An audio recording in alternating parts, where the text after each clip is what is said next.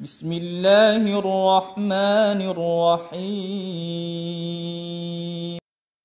Sampai ke pembahasan keempat, yakni wasiat untuk istri terkait dengan suaminya dan perhatian suami terhadap pengajaran dan nasihat bagi istri. Ada suatu riwayat bahwasanya istrinya Sayyidina Bilal itu didatangi oleh Nabi Shallallahu Alaihi Wasallam. Kemudian Nabi bertanya, apakah di sini ada Bilal? Kemudian kata istrinya, tidak ada. Kemudian Rasulullah katakan, barangkali kamu marah kepada Bilal. Mungkin ada problem keluarga. Ini Rasulullah mencoba menengahi kalau ada masalah.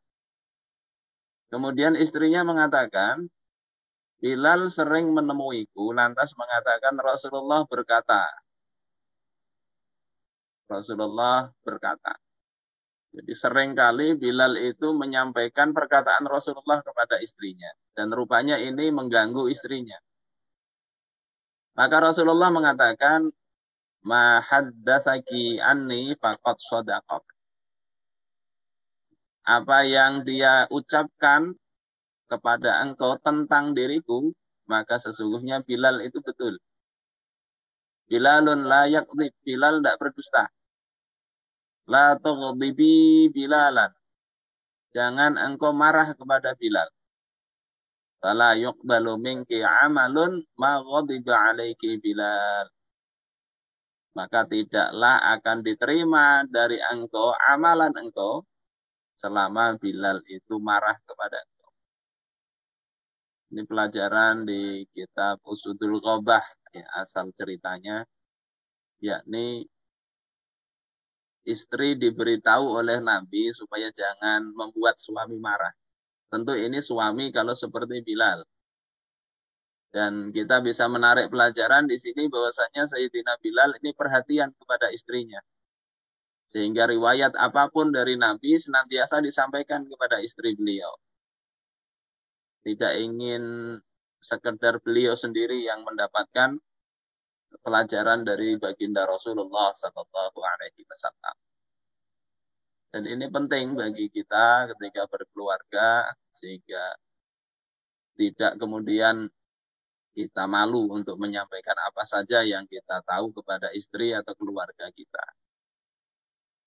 Saudara-saudaraku sekalian rahimakumullah, kemudian ada pelajaran berikutnya ketika Sayyidina Bilal ini jatuh sakit.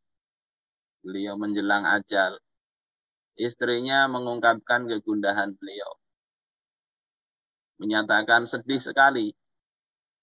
Tapi Bilal justru berkata, bukan begitu. Yakni sikap ketika meninggal bukan bersedih. Tapi betapa menggembirakan. Ini Bilal memberikan sudut pandang yang lain melihat sebuah kematian. Kata Bilal, besok kita bertemu dengan orang-orang terkasih, yakni Rasulullah Shallallahu Alaihi Wasallam, para pengikut beliau. Alangkah menggembirakannya. Ini sama seperti Sayyidah Fatimah ketika ayah beliau, yakni Rasulullah, yang menjelang wafat, beliau bersedih. Tetapi ketika diberitahu bahwasanya engkau dari kalangan ahlul bait yang akan pertama kali menjumpai Rasul, yakni wafat, beliau gembira. Fatimah gembira. Saudara-saudara sekalian rahimakumullah, ini menunjukkan apa? Bahwasanya sedih dan gembira itu bisa diubah sesuai dengan persepsi. Sayyidina Bilal mengajak istrinya memandang kesedihan, kematian dari sudut pandang yang lain. Yang itu akan mengubah persepsi yang awalnya sedih menjadi gembira. Kemudian berikutnya ada hal yang lain, yakni istri meriwayatkan doa suaminya saat hendak tidur. Ini juga dari istri Sayyidina Bilal bin Rabah, Hindun al-Khawlaniyah, bahwasanya ketika malam merebahkan diri di tempat tidur, Bilal senantiasa berdoa, Ya, Allahumma tajawaz anni sayyiati.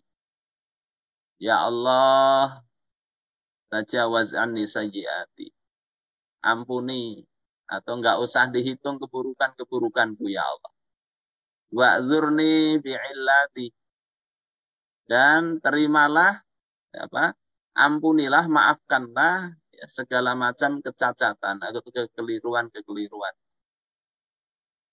Jadi beliau setiap hari itu meminta ampun sebelum beliau tidur. Ini banyak riwayat juga yang lain bagaimana Rasulullah ya, para sahabat itu punya doa-doa sendiri sebelum tidur.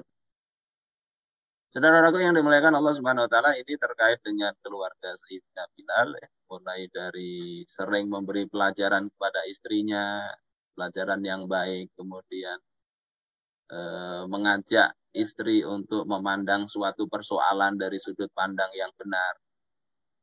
Yang penting ini untuk kita lakukan dalam kehidupan kita sehari-hari.